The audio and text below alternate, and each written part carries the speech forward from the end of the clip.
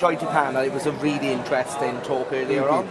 So it's just a couple of quick questions about your career during and post Doctor Who. Right. So firstly, how did you feel once you got the role as playing both the Master and the Keeper of the Keeper of Traken? In the Keeper of Traken? Yeah. Oh, I was very pleased, but I've always been a jobbing actor, as they said. Yes. And I suppose I just thought of it as a job. I'm glad I got this job and did it, and then went on to the next job. I never imagined They would have such a...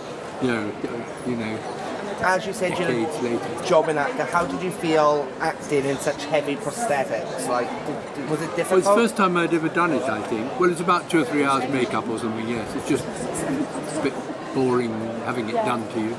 But, but you know, rather fun when you're doing it, yeah. Yeah, it definitely, considering how old it is, it definitely gives that still powerful impression from looking at it, that the decaying look. But I can imagine it must be really hard to try and personify and do the general acting with your face or whatnot that you would generally do. It was quite fun, but I was given, I was told that Peter Pratt had played it. You've never got the chance to look at earlier episodes in those days. Yeah.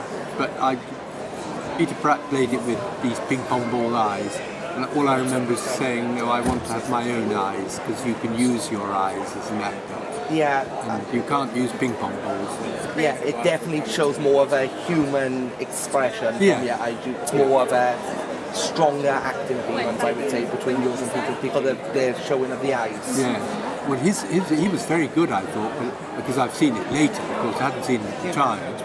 But I thought he was very good, but he was kept in very, very black backgrounds, wasn't he? Yes. So that you could hardly tell he was there, which was quite clever. It was a different way He of kind of doing like it. slithered in and out like a snake in the scenes. Yeah. And since going from Doctor Who, which would have you said was your favourite role or career, Favourite or role? what have you done since? Or Well, I've been a classical actor mostly, so Yeah. I should say King Lear.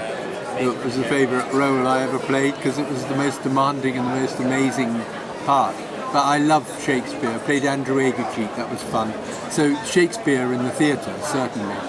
On television, my favourite part was in a series called one of my favourite parts was in a series called A Very British Coup, which was again a sort of a political series in the 80s. That was one of my favourites. Jewel in the Crown I loved.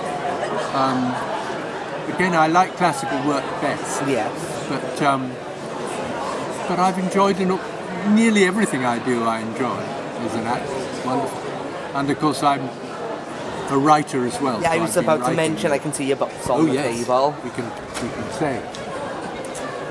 You can order these on Amazon, or actually this one is, you have to pre-order, I think, with the publisher, because it's not, but they're about, I think they might appeal to, if you're a reader, it might appeal to Doctor Who people simply because it's at the Forgotten Fields and the Progress Road, they're both play with time and the future, and go forward and backward in time. Thank you for your time today. It's been a pleasure to meet you. This has been one of my top ones to meet one of the masters from your work, and also this has been a pleasure to meet you. So Thank you. Thank That's you. very kind.